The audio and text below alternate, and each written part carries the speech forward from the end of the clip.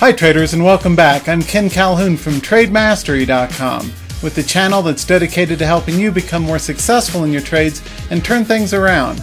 In this episode, we're going to be looking at Trader Q&A from our free Saturday live Trading Week Ahead episodes. We had lots of good questions, so stay tuned for those coming right up.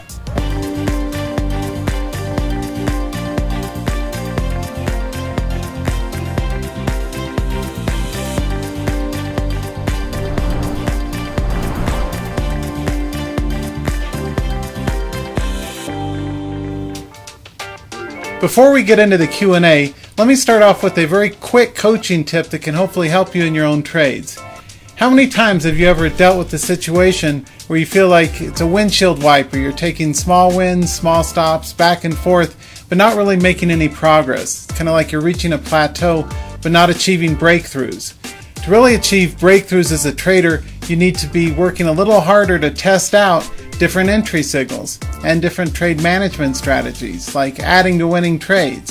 You know, I personally always look at every single trade I put on with the goal of building the trade by doubling into it or adding to it if it works out. And if it doesn't work out, that's what small stops are for. So start thinking about that type of change, or testing out different strategies from both your entries and exits, your trade management, your scanning skills.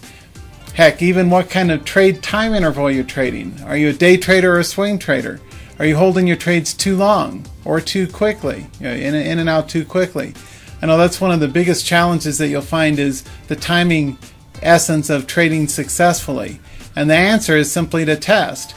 Maybe you're holding your swing trades for, go back and check, but maybe your swing trades you're holding anywhere from 5 to 10 days, or maybe 3 weeks is a better time interval. Or the opposite, maybe you're holding for 3 weeks and you should have been in and out within 4 or 5 days. For day trading, maybe you're trying to scalp within 2 or 3 minutes and you're not letting the trade work out. Instead, maybe 8 or 10 minute round trips make sense. Whatever the time interval, start testing different intervals as well as your entry and exit technical signals. So without further ado, let's take a look at the questions.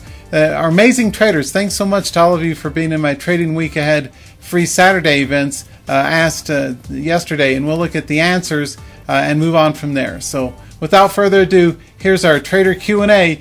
Ask Ken. You've got questions, I've got answers. Let's see what we've got. Our first question from David H. Can I keep getting stopped out? Help. Well, one of the things that you need to do when you're trading is make sure that you've got a specific exit strategy. I will always start off every trade with the end in mind, whether it's the end where you're scaling into a winning trade, or if things go sideways or if they start to go against you, how do you map out an exit strategy that makes sense? So for example, when I'm swing trading something, let's take a look at, say, take two. That's one of my picks for this week. It was up last week to bat 2 because of the big range.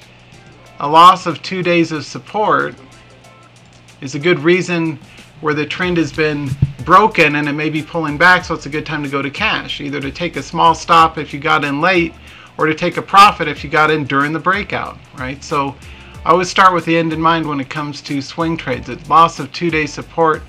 The other thing, I think the biggest reason people get stopped out is they're trading inconsistent charts. And I'm glad you brought up that question, so thanks.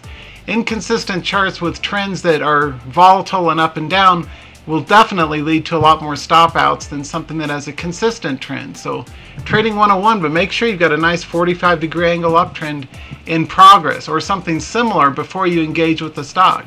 You know, and same thing if you're looking for your intraday patterns and you're looking for rockstar breakout charts.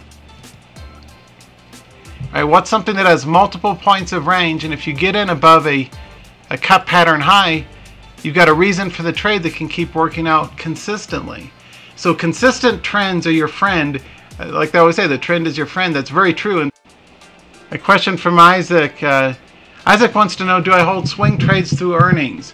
Almost never. That's one of the rare instances where I will look at things like earnings calendars.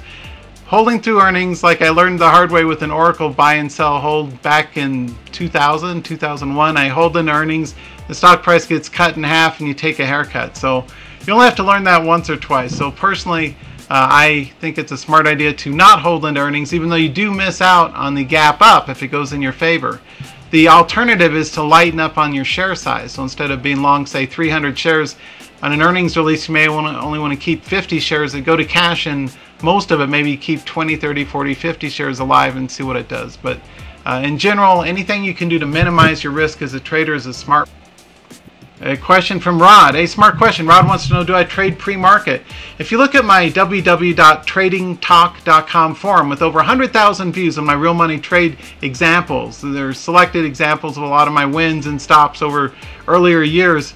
Vast majority of the successful big money days are selling pre-market gaps in my favor. So if I'm in a swing trade and it gaps up in my favor but then starts to roll over and go short, like my MGM trade, I made $3,000, real money trade did. I held, I think it was 2,000 shares overnight. I was up $3,000 in the morning. I wanted to bank the profit, so at the first sign of trouble, I sold it. It still kept going on up without me, but at least I banked a huge profit.